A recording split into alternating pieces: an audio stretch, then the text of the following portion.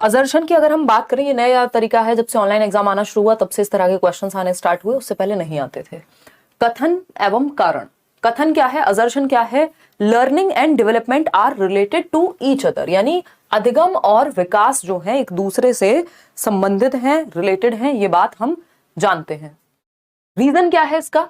Learning, तो ये बात तो सही हुई, क्योंकि अभी हम ये बैच में भी पढ़ रहे थे, ये नेक्स्ट टॉपिक के लिए बच गया है कि जो लर्निंग और डेवलपमेंट होते हैं, अधिगम और विकास होते हैं, एक दूसरे से जुड़े हुए होते हैं, इंटर रिलेटेड प्रोसेसेस हैं ये सारी, चाहे वो मैच्योरिटी हो, लर्निंग हो, ग्रोथ हो, ठीक। रीजन क्या है इसका? Learning creates new conditions for development, यानी अधिगम विकास के लिए नई स्थितियां सृजित करता है। यानी आपने कुछ सीखा है, उससे आपका विकास भी होगा। भाई आप पढ़ रहे हैं, एफर्ट्स। लर्निंग क्या है? लर्निंग इज बिहेवियरल चेंज या change in relatively permanent change in behaviour due to effort and practice, यानी अभ्यास और अनुभव के आधार पे जब आपके व्यवहार में परिवर्तन हो, उसको अधिगम कहते हैं। आप साइकिल चलाना सीख रहे थे, आपने एफर्ट लगाया, प्रैक्टिस लगाया और सीख लिया, आपके व्यवहार में परिवर्तन हो गया लगभग परमानेंटली। तो लर्निंग नए कंडीशंस बनाता है डेवलपमेंट के लिए, कहा जा सकता है। थोड़ा सा फास्ट चलेंगे, ठीक है आज। ट्रू, ठीक। तो both A and R are true. A भी सही है, इसका रीजन भी सही है, इंटर रिलेटेड है, और जिस बारे में ए में बात हो रही थी उसी को एक्सप्लेन किया गया, या उसी के बारे में, लर्निंग के बारे में ही बात की है इन्होंने आर में भी। ऐसा हो सकता है कि ए में कुछ कहें, आर में कुछ कहें, फिर दोनों गलत हो जाएंगे, या जो सही है तो सही है, लेकिन रीजन इसका नहीं होगा। हमें ये देखना है इसका ही रीजन यहां है या नहीं है। अगर ये रीजन कुछ और कह रहा है और यहां कथन कुछ और था, that means R is not the correct explanation of A. अपने आप में इंडिविजुअली ठीक हो सकते हैं। तो आंसर हो गया इसका ए सही, ठीक है। फटाफट से समझेंगे, 1 मिनट का समय देके। Learning creates new conditions for development, यानी अधिगम जो है वो नई परिस्थितियां या स्थितियां सृजित करता है विकास के लिए। विकास में कुछ प्रोसेसेस ऐसी हैं जो ऑटोमेटिक होती हैं, जैसे मैचुरेशन, उस पे आपके बहुत ज्यादा एफर्ट का या प्रैक्टिस का या ट्रेनिंग का बहुत ज्यादा प्रभाव परिपक्वता पे नहीं पड़ता, ठीक है ना। तो डेवलपमेंट में कुछ प्रोसेसेस ऐसी हैं जो ऑटोमेटेड हैं, ये कह देते हैं हम, है ना। और वहीं अगर हम बात करते हैं लर्निंग की, तो लर्निंग तो भैया एफर्ट और प्रैक्टिस के कारण, अभी आप यहां सीख रहे हैं ना, तो एफर्ट मार रहे हैं प्लस प्रैक्टिस कर रहे हैं, उससे आपके बिहेवियर में रिलेटिवली परमानेंट चेंज आ रहा होगा, ठीक है। तो वो लर्निंग कहलाएगी। जबकि डेवलपमेंट में कुछ चीजें समय के साथ अपने आप आ जाती हैं, आपके दांत निकल रहे हैं, खुद से थोड़ी निकालेंगे आप, तो वो मैचुरेशन के कारण खुद से आ जाते हैं। इसमें प्याजे कहते हैं कि डेवलपमेंट से लर्निंग होती है, यानी एज के साथ जो डेवलपमेंट आ रहा है उसके बेसिस पे आप सीख पाएंगे। ये कौन कहता है? प्याजे, ठीक। वहीं वाइगॉस्की की अगर माने, वो कहेंगे पहले बच्चा सीखता है और सीखने से उसका विकास होता है। ये कहेंगे वाइगॉस्की कि भाई आप लर्निंग कर रहे हैं, मान लीजिए आप बहुत रीड करते हैं, रीडिंग हैबिट है आपकी, बहुत अलग अलग तरह की किताबें पढ़ते हैं, इस लर्निंग की वजह से, इस अधिगम की वजह से, क्योंकि लर्निंग मतलब रीडिंग क्या है? एफर्ट है, प्रैक्टिस है, उसमें अभ्यास लगेगा, आपको पढ़ना पड़ेगा, एफर्ट लगेगा। इस लर्निंग की वजह से आपके अंदर डेवलपमेंट आएगा। डेवलपमेंट क्या? बाकी लोगों से ज्यादा मैच्योरिटी या समझ आपकी विकसित हो सकती है। तो ये लर्निंग से डेवलपमेंट का उदाहरण मैंने आपको दिया, जो वाइगॉस्की मानते हैं। पियाजे कहते हैं पहले डेवलपमेंट होता है, अगर आपकी एक सर्टेन एज ही नहीं है तो आप वो किताब समझ ही नहीं पाएंगे। डेवलपमेंट जब आपकी एक सर्टेन एज हो जाती है, तब आप उस एज के लेवल की चीजें सीख पाते हैं, इसलिए आपका जो करिकुलम है वो एज वाइज बनाया जाता है। दोनों ही बातें अपनी जगह सही हैं। हम कहते हैं डेवलपमेंट और लर्निंग जो है इंटर रिलेटेड है। तो अगर ऐसे लिखा हो डेवलपमेंट ब्रिंग्स लर्निंग और लर्निंग ब्रिंग्स डेवलपमेंट, दोनों बातें सही हैं, बस अलग पर्सपेक्टिव है, एक प्याजे का है, एक वाइगॉस्की का है। कॉम्प्लीमेंट करती हैं ये दोनों प्रोसेसेस, एक दूसरे की पूरक है, ठीक है जी। क्लियर है बात? तो ए भी सही है और आर भी सही है, दोनों बातें एकदम सही है। होपफुली आपको समझ में आ गया होगा। थोड़ा सा स्पीड में मैंने समझाया है क्योंकि आप भी यही चाहते हैं। अभी आज थोड़ा सा हम लेट भी हैं। क्वेश्चन नंबर 2 पर चलेंगे और आप पोल में जवाब देंगे फटाफट से, लाइक शेयर करते हुए। विच of the following statements about child development is correct, यानी बच्चों के विकास के बारे में कौन सा कथन सही है? गलत नहीं पूछा, सही पूछा है। बताइए फटाफट से कौन सा कथन सही है। बिल्कुल यार, कल से जल्दी करेंगे क्लास, मैंने बताई आपको समस्या। अब ये बातें छोड़ो, इधर आ जाओ फटाफट से।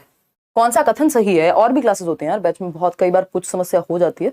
देखिए, तो अगर हम बात करें विच of the following statements about child development is right, बच्चे के विकास के बारे में कौन सी बात सही है? फटाफट बताओ। Development is a naturally occurring process but appropriate environment is necessary to facilitate it, यानी ए ऑप्शन कहता है विकास एक सहज रूप से होने वाली प्रक्रिया है, नेचुरली होता है, अनफोल्ड होता है समय के साथ, ठीक है, नेचुरली होने वाली प्रक्रिया है, ठीक। किंतु इसे सुसाधित करने के लिए, यानी बेहतर करने के लिए, फैसिलिटेट करने के लिए, डेवलपमेंट अच्छा हो उसके लिए हम क्या कर सकते हैं, एप्रोप्रिएट एनवायरमेंट या कॉन्ड्यूसिव एनवायरमेंट।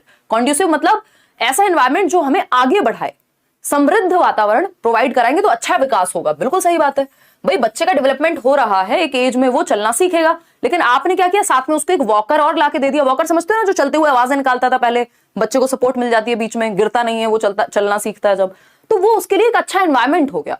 तो एनवायरमेंट अच्छा होगा तो डेवलपमेंट भी अच्छा हो जाएगा। अपने आप तो हो ही रहा है, चलना तो सीख ही लेगा। ऐसा थोड़ी है जिन बच्चों को वॉकर कभी नहीं मिले उनको माँ बाप उंगली पकड़ के चलना सिखा देते हैं या सीख जाते हैं वो भी बच्चे।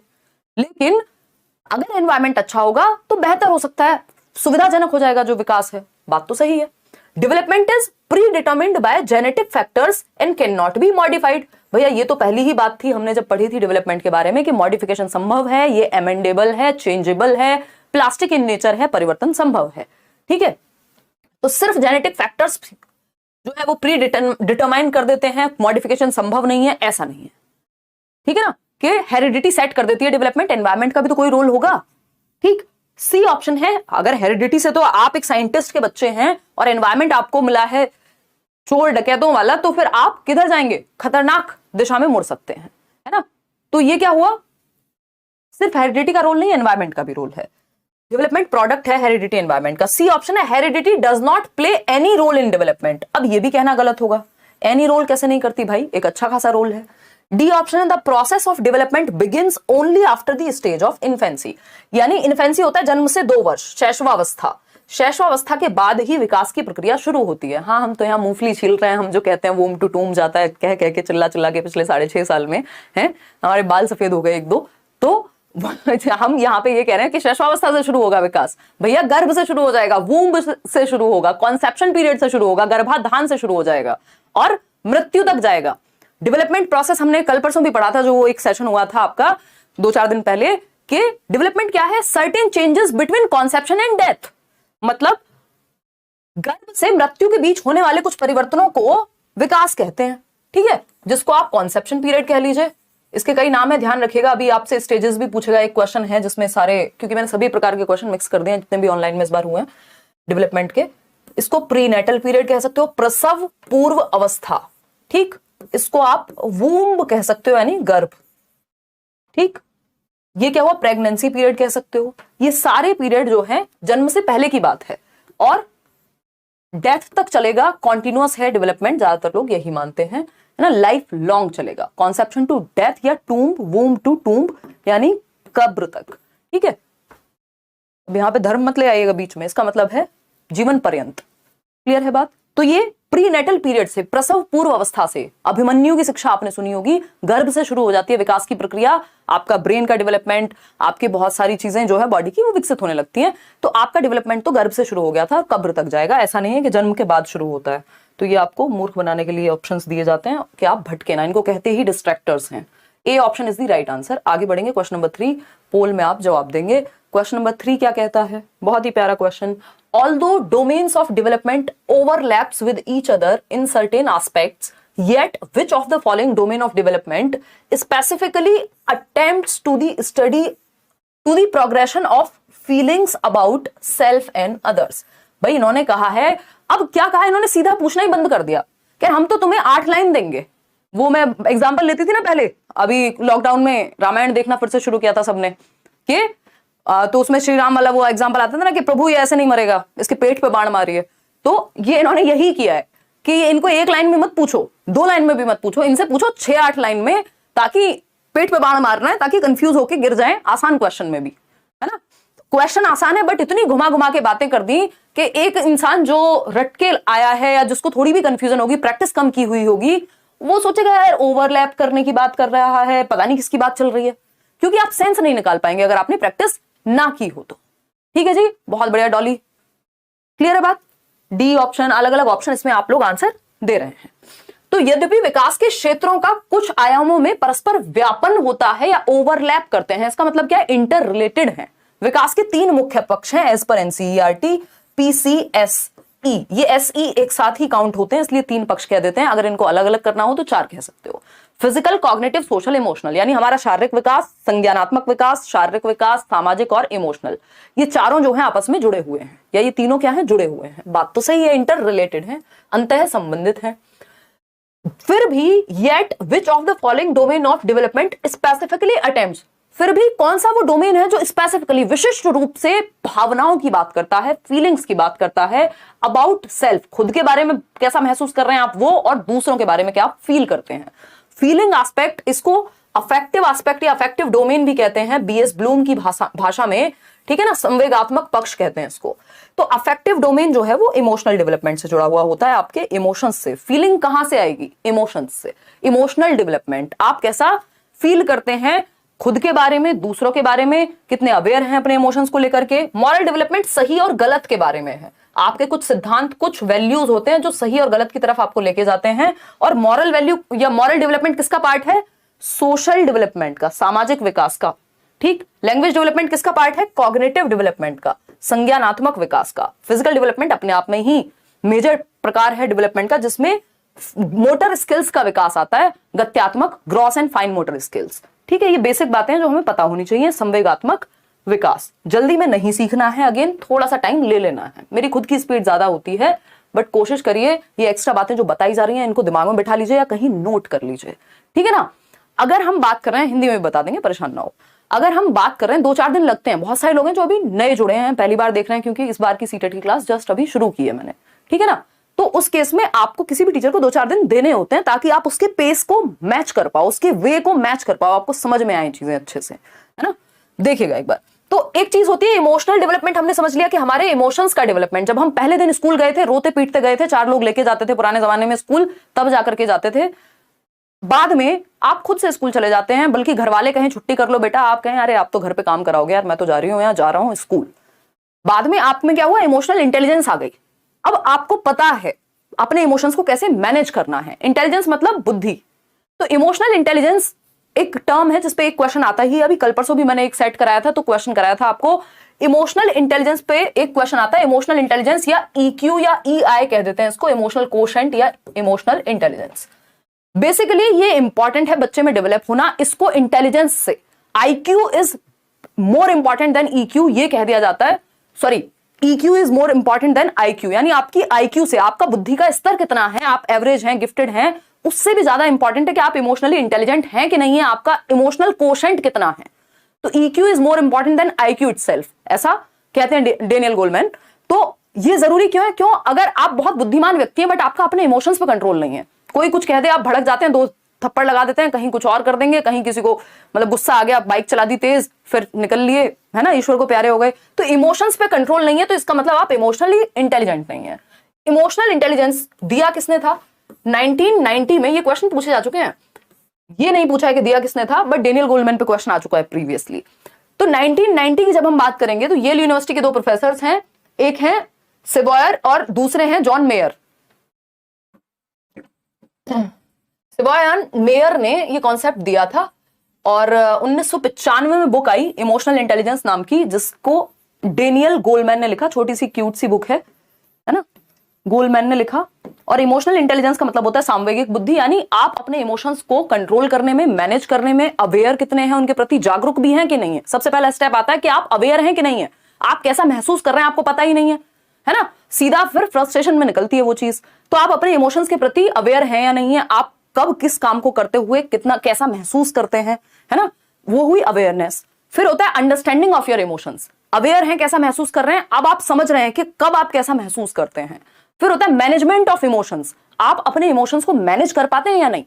भाई अगर आपको कई बार पता होता है, आपका मन कर रहा होता है अंदर से सामने वाले को गाली ही दे दो डायरेक्ट, बट आप नहीं देते ना, क्योंकि आप मैनेज करना जानते हैं, आपको लग रहा है सही जगह नहीं है, भैया बॉस है, नौकरी से निकाल देगा बेकार में, है ना। तो इमोशनल मैनेजमेंट आप सीख गए वहां पे। तो इमोशंस को मैनेज करना भी इसका हिस्सा हो गया। आपने इमोशंस को डायरेक्शन देना, भाई आपको गुस्सा आ रहा है, जरूरी थोड़ी आप किसी को थप्पड़ मार के बात करेंगे, वो अधिकार नहीं है आपका। आप जिम में जाकर के एक्सरसाइज कर सकते हैं, दौड़ लगा सकते हैं।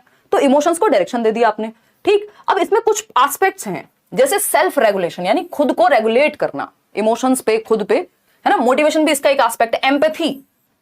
एम्पैथी मतलब आप में समानुभूति है, आप खुद को दूसरे की जगह रख के देख पाते हैं, तब भी आपका इमोशनल इंटेलिजेंस बेटर होगा। सेल्फ अवेयरनेस, खुद के इमोशंस को लेके अवेयरनेस, सोशल स्किल्स, कहाँ कैसा बिहेव करना है, ये सब कंपोनेंट्स हैं किसके, इमोशनल इंटेलिजेंस के। इसमें 4 चीजें मुख्य हैं जो आप एक बार यहां देख सकते हैं, और ये पूछा जा चुका है इमोशनल इंटेलिजेंस के अराउंड क्वेश्चन। अगर हम बात करें 4 मुख्य चीजें, परसीविंग इमोशंस, अगर आप बच्चे को चाहते हैं कि वो इमोशनली इंटेलिजेंट बने, यानी इमोशंस को कैसे परसीव कर रहे हैं आप। कई बार सामने वाला गुस्से में नहीं होता, उसका तरीका ही वैसा होता है। जैसे कई लोगों को लग सकता है यार हिमांशी तो बहुत एटीट्यूड में रहती है, आप मिले, बात की, आपका वो परसेप्शन चेंज हो गया। क्यों? क्योंकि आपने वो इमोशन को परसीव किया हुआ था। हो सकता है मेरी टोन ही वैसी हो, या किसी और की भी, ऐसे भी बहुत सारे लोग हो सकते हैं ना, वो नॉर्मल भी बोलते हैं, लगता है गुस्से में बोल रहे हैं बेचारे। तो परसीविंग इमोशंस यानी हम इमोशंस को परसीव कैसे कर रहे हैं, है ना, हम उनका परसेप्शन कैसा बना रहे हैं, हमारा एक नजरिया कैसा क्रिएट हो रहा है उनके प्रति। तो परसीविंग इमोशंस, कि हम ठीक से परसीव कर पाए इमोशंस को। अंडरस्टैंडिंग इमोशंस, हम इमोशंस को समझ पाए कि भाई किसी के साथ कोई घटना घटी है, ब्रेकअप हुआ है, तो 4 दिन हमारा दोस्त दुखी रह सकता है, अभी उसका वो वाला फेज चल रहा है, तो हम समझ रहे हैं इमोशंस को, तो हम इमोशनली इंटेलिजेंट हुए। ठीक, बच्चे के केस में भी आप डिफरेंट चीजें अप्लाई कर सकते हैं। यूजिंग इमोशंस, किस इमोशन को कहां यूज करना है। बच्चे को डांटना है तो हंसने वाला इमोशन थोड़ी यूज करोगे, कि या खुशी वाला इमोशन कैसे यूज करोगे डांटते हुए। हालांकि डांटना मतलब उस तरह से सही नहीं है, बट आप डिस्कस भी कर रहे हो, कोई सीरियस बात भी कह रहे हो क्लासरूम में, तब भी आप इमोशंस को यूज करोगे। हर एक बात में कोई ना कोई इमोशन तो आप यूज करते ही हैं। मैनेजिंग इमोशंस, यानी अपने इमोशंस को आप मैनेज कैसे करेंगे। ठीक है, ये सारी बातें आ गई, यानी emotional awareness of your emotions, management of your emotions, understanding of your emotions, perceive कैसे कर रहे हैं, यूज कैसे करेंगे। एक और चीज का यहाँ पे ध्यान रखना है, जेबी वॉटसन ने ये क्वेश्चन भी पूछा जा चुका है, और ये सभी को पता ही होना चाहिए। 3 इमोशंस बाय बर्थ होते हैं, कुछ बाद में होते हैं इमोशंस, लेकिन जेबी वॉटसन, जॉन ब्रॉडस वॉटसन कहते हैं, ये 2018 में क्वेश्चन आया था, और उसके बाद भी रिपीट हुआ है ये क्वेश्चन, सबसे पहले तभी आया था। जेबी वॉटसन कहते हैं, फादर ऑफ बिहेवियरिज्म कहते हैं इनको, व्यवहारवाद का जनक, बट आपके काम का नहीं है सीटेट में, आपके काम का है। इन्होंने कहा है 3 इमोशंस जन्म से होते हैं। फॉल से आप याद रख सकते हैं, फॉल बोले तो फियर, एंगर और लव। फियर, एंगर, लव, ये बर्थ, बाय बर्थ हैं ये 3 इमोशंस, है ना। 3 संवेग क्या हैं, जन्म से होते हैं। फॉल, FAL, ठीक है, फॉल मतलब गिरना, फॉल इन लव से याद रख सकते हो, ठीक है ना। फियर, फियर बोले तो भय, यानी आप बच्चे को उछालिए, छोटा सा बच्चा है उसको ऊपर उछालिए, आपको नजर आएगा भय उसके अंदर, मतलब शुरुआत में तो डरता है, वो बाद में एक्साइटेड होना सीखता है, ठीक है ना। एंगर, एंगर क्या है, क्रोध। आप छोटे से बच्चे को आंखें दिखाइए, वो डर जाएगा, मतलब गुस्सा वो आपका समझ रहा है, इसका मतलब ये हो गया। फियर उसके अंदर आया, एंगर आपने शो किया, मतलब एंगर भी जन्म से है। फिर आता है लव, यानी प्रेम।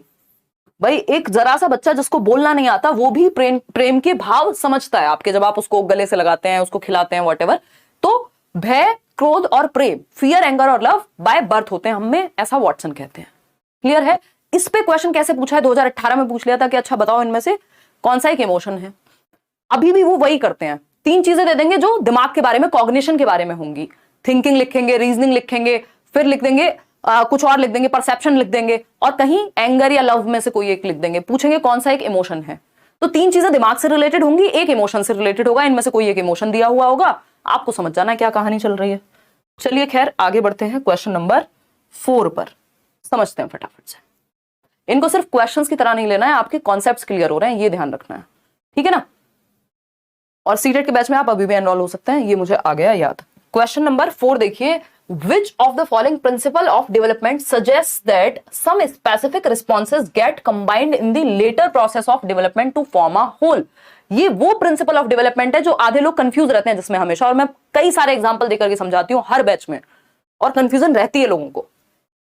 अब जिनकी क्लियर हो जाती है वो इस पे सही लगा के आए होंगे, अदरवाइज गड़बड़ हो सकती है। हालांकि यहाँ ऑप्शंस जो हैं वो मुश्किल बनाते हैं क्वेश्चन को, यहाँ ऑप्शंस मुश्किल नहीं है, नहीं तो इसमें आप फंस जाते हैं। अगर मैं एक और ऑप्शन इसमें ऐड कर दूं तो आप अभी कंफ्यूज हो जाएंगे। कर दूं क्या ऐड? हाँ चलिए करते हैं फटाफट से। एक ई ऑप्शन इसमें ऐसे ही ऐड कर लेते हैं, और आपको ये मान के चलना है कि ये प्रॉक्सिमो डिस्टल को हटा करके मान लेते हैं यहां से, और यहां मैंने लिख दिया है प्रिंसिपल ऑफ इंटर रिलेशन, अंतः संबंध का सिद्धांत। प्रिंसिपल ऑफ इंटर रिलेशन, अंतः संबंध का सिद्धांत, अंतः संबंध का सिद्धांत। देख रहे हो कैसे, आपको देख रहे हो बहुत मुश्किल क्वेश्चन कैसे बनाया जाता है। डी ऑप्शन हटा दिया हमने प्रिंसिपल ऑफ इंटर रिलेशन कर दिया यहां पे, ठीक है। अब आपके सामने, और मैं आपको इजी बना देती हूँ क्वेश्चन, मैं ये हटा ही देती हूँ। ये प्रिंसिपल ऑफ कॉन्टिन्यूटी भी नहीं है, ये प्रिंसिपल ऑफ सेफेलोकॉर्डल प्रिंसिपल भी नहीं है, ये दोनों ऑप्शन मैंने हटा दिया आपके। अब या तो ये बी होगा या फिर ये डी होगा? बताओ फटाफट से, ज्यादा स्मार्ट मत बनना, बताओ एक बार। क्वेश्चन चेंज कर दिया हमने, दिखाना जरा पोल।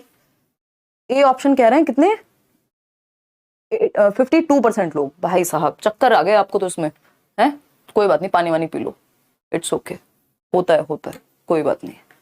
मतलब ए ऑप्शन कह रहे हैं 52% लोग। कौन से नशे हैं भाई ये है?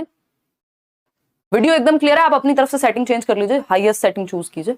बताओ एक बार फटाफट से, डी ऑप्शन और बी ऑप्शन। देखो वैसे जिनमें जो लोग ज्यादा स्मार्ट होंगे उनको पता होगा ये ऑप्शन मैंने बाद में लगाया है, तो इसका उत्तर तो ये हो नहीं सकता क्योंकि यहाँ तो था ही नहीं ऑप्शन में, है ना। तो अगर हम बात करें, इसका जो आंसर है वो है principle of integration. Principle of integration और इंटर रिलेशन में इतने लोग कंफ्यूज होते हैं और ठीक से लोग इसको क्लियर कर भी नहीं पाते। समझते हैं फटाफट से क्या कहानी है दोनों को ही, फिर हम आएंगे चारों ऑप्शंस को समझने पे। ठीक, दो बातें हैं, एक है प्रिंसिपल ऑफ इंटर रिलेशन। पहले इसको समझेंगे तो दूसरा आसानी से समझ में आ जाएगा। ठीक है, अब वो जमाने नहीं रहे कि आप बस डीप में ना पढ़ें और काम चल जाए। ठीक, और दूसरा है प्रिंसिपल ऑफ इंटीग्रेशन, लिख लेते हैं। ठीक है जी, इंटीग्रेशन याद आ रहे हैं कुछ लोगों को? एग्जाम्पल बैच में पढ़े होंगे तो, या मैराथन वगैरह देखे होंगे तो। इंटर रिलेशन होता है अंतः संबंध। अंतः संबंध किसका?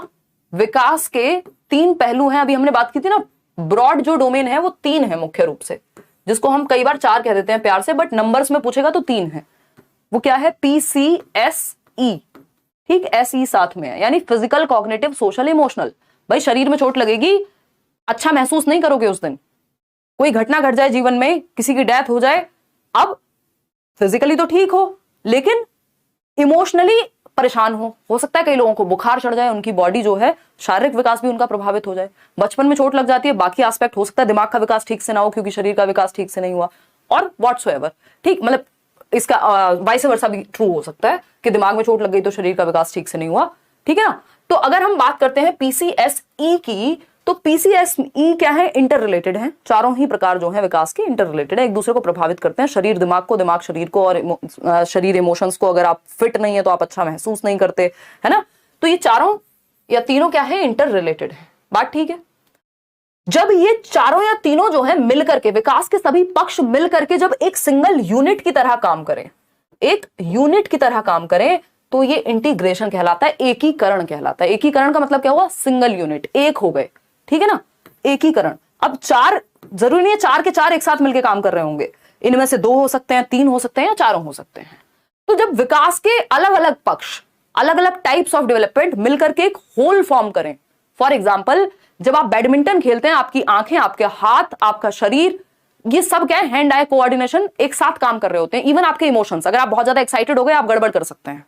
तो आपका पूरे जितने भी टाइप्स ऑफ डेवलपमेंट है मिल करके क्या चल रहे हैं? एक सिंगल यूनिट के रूप में चल रहे हैं। जब आप कोई भी काम करते हैं, अभी जैसे मैं ये लिख रही हूं तो मैं बोल भी रही हूं, साथ में और भी चीजें हो रही हैं यूज, दिमाग का भी मेरा इस्तेमाल हो रहा है, शरीर भी मैं इधर से उधर घूम रही हूं, है ना। या आप भी उधर से पोल में आंसर कर रहे हैं या लिख रहे हैं, ठीक, सोच भी रहे हैं, साथ में पढ़ भी रहे हैं फटाफट से।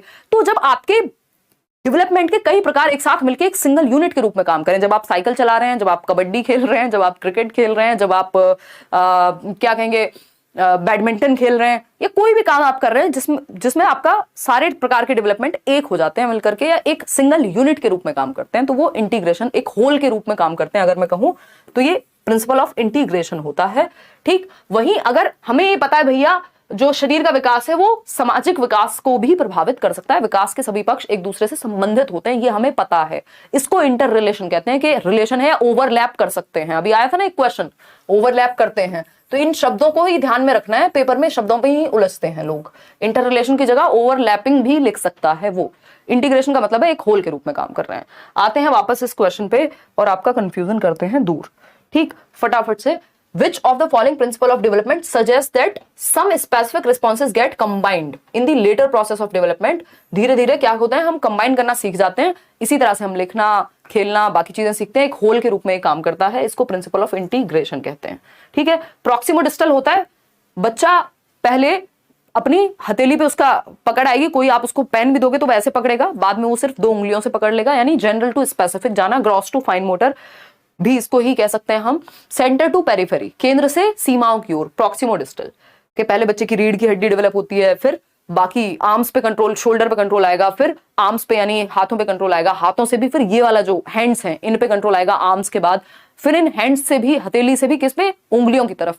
तो ये है प्रॉक्सिमो डिस्टल। सेफेलोकॉर्डल है सर से पैर की ओर, पहले बच्चा सर संभालना, फिर गर्दन संभालना, फिर ये वाला पार्ट, फिर खड़े होना सीखेगा। ठीक, कॉन्टिन्यूटी तो आपको पता ही है, विकास की प्रक्रिया जीवन पर्यंत चलती है। तो ये थी कहानी।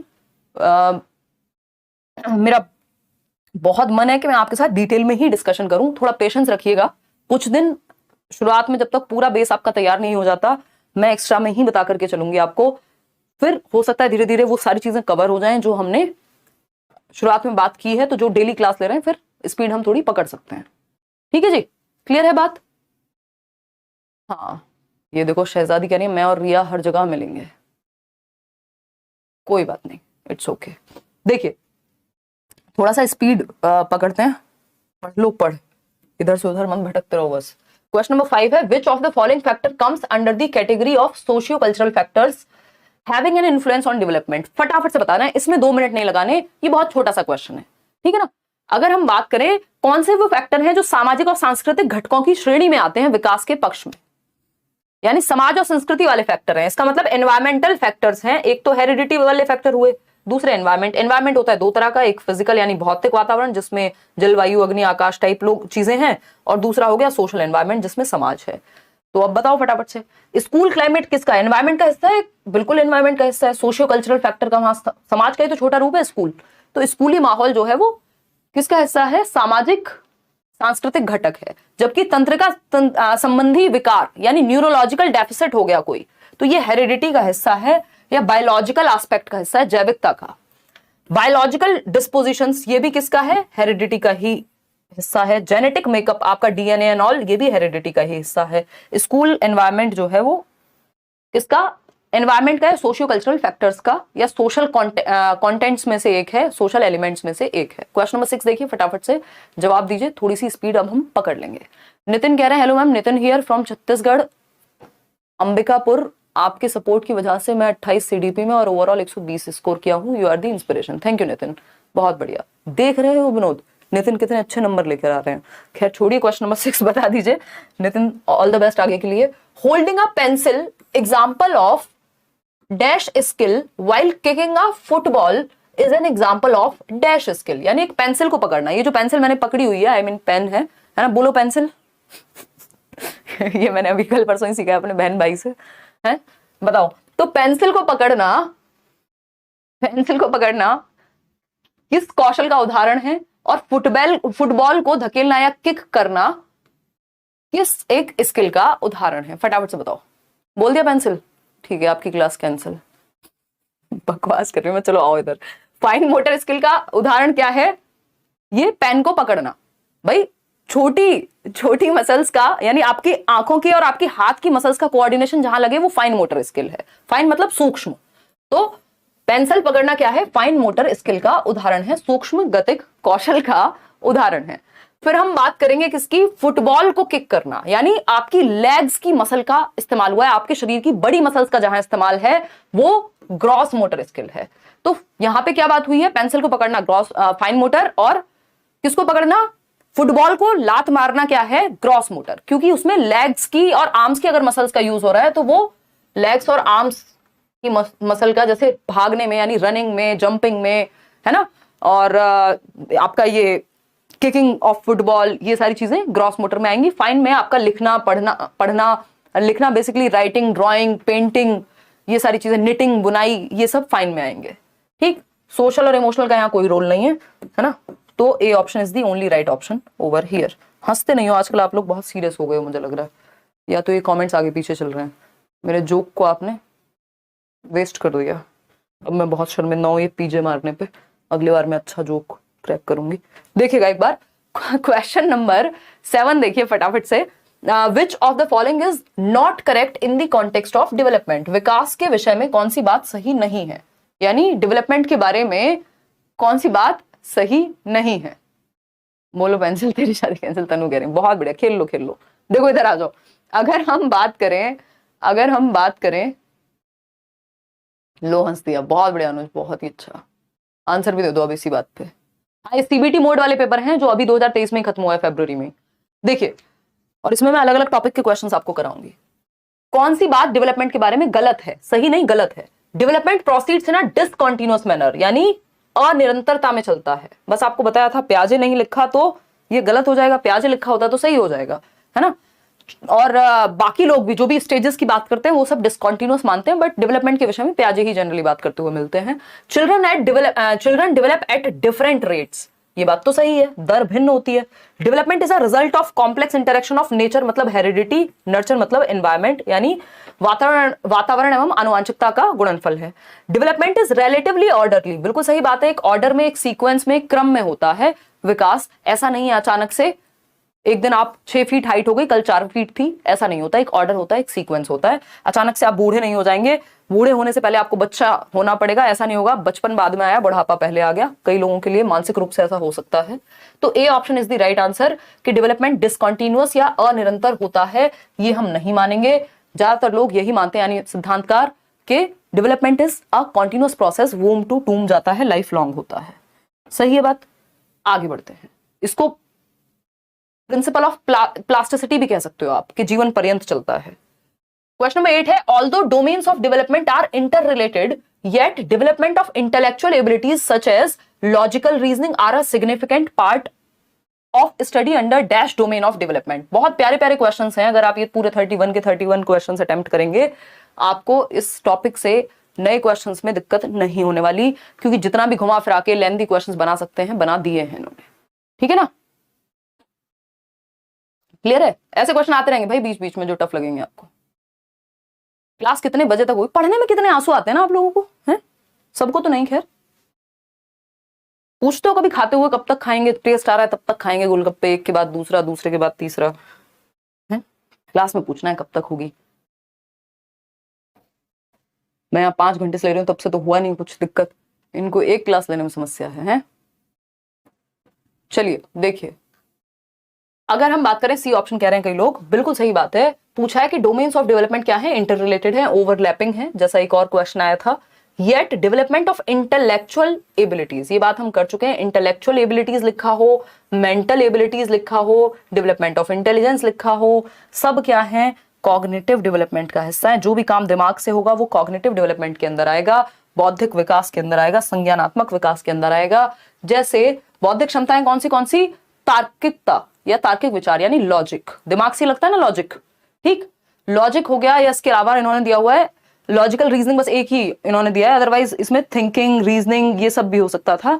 और परसेप्शन, मेमोरी, जो भी काम दिमाग से होते हैं वो सब संज्ञानात्मक विकास में आते हैं। इसी के बारे में पियाजे ने थ्योरी दी है, दिमाग के विकास के बारे में ही, इसी से नॉलेज बिल्ड होती है। और वाइगॉस्की ने भी इसी के बारे में थ्योरी आपकी दी है, ब्रूनर भी इसी की बात करते हैं, ठीक है ना। चलिए खैर, तो लॉजिक कोई शरीर में थोड़ी होता है। क्वेश्चन नंबर 9 देखिए फटाफट से, क्या कहता है क्वेश्चन नंबर 9, देखिएगा। During childhood which of the following agency acts as a primary agency of socialisation for children, यानी कि अर्ली चाइल्डहुड पता है आपको, अर्ली चाइल्डहुड भी नहीं, ड्यूरिंग चाइल्डहुड लिखा है और उधर लिखा है प्रारंभिक बाल्यावस्था। हिंदी और इंग्लिश में आजकल ये गड़बड़ करते रहते हैं। 2 से 6 वर्ष की बात हो रही है, इसका मतलब है ना, अर्ली चाइल्डहुड यानी प्रारंभिक बाल्यावस्था की बात हो रही है। तो during childhood which of the following agency acts as primary agency of socialisation for children. देखिए, प्राइमरी एजेंसी ऑफ सोशलाइजेशन जब भी है तो हमें पता है परिवार होता है प्राथमिक, और अर्ली चाइल्डहुड की बात हो रही है, इसका मतलब तब तो वो सबसे अलग रहना सीखा ही नहीं है, नया नया प्ले वे जाना सीखा है, बस हद से हद, है ना, प्ले स्कूल्स जो होते हैं। तो प्राइमरी जो है वो परिवार है, बाकी सारे यहाँ सेकेंडरी हैं। फैमिली मिनिएचर वर्जन है, छोटा रूप है समाज का, दुनिया में कैसे रहते हैं, क्या खाते हैं, कैसे किसी को नमस्ते करते हैं, कोई घर पे आता है तो पानी पिलाते हैं, ये जो भी सामाजिकरण के तरीके हैं, यानी समाज में रहने के, सोशलाइजेशन मतलब हम एक सामाजिक मनुष्य बन पाए, समाज में कैसे रहते हैं वो सीख पाए, अडेप्ट करना, वो हमें सबसे पहले कौन सिखाता है, परिवार सिखाता है ना। परिवार मिनिएचर वर्जन है किसका, सोसाइटी का। तो फैमिली प्राइमरी इसमें हो गई, और बाकी सारी चीजें जो है वो सेकेंडरी, स्कूल तो स्पेशली, ठीक, वो सेकेंडरी में आएगा। इंपॉर्टेंट है बट सेकेंडरी एस्पेक्ट में आता है। क्वेश्चन नंबर 10 देखिए फटाफट से, बहुत ही प्यारा क्वेश्चन। स्नेहा आप में से भी किसी का तो नाम होगा ही, या कई लोगों का नाम हो सकता है, क्योंकि हजारों की संख्या में आप अभी हैं। कितने? 12,314 लोग देख रहे हैं और सिर्फ 6,700 लोगों ने लाइक किया है। ये इक्वेशन हमें बराबर चाहिए होती है, नहीं तो नंबर कम आते हैं। मजाक कर रही हूँ यार। स्नेहा's height is growing very fast and now her hand can easily reach the handle of her long cupboard from which she can open the cupboard very easily. स्नेहा's change in height is called dash.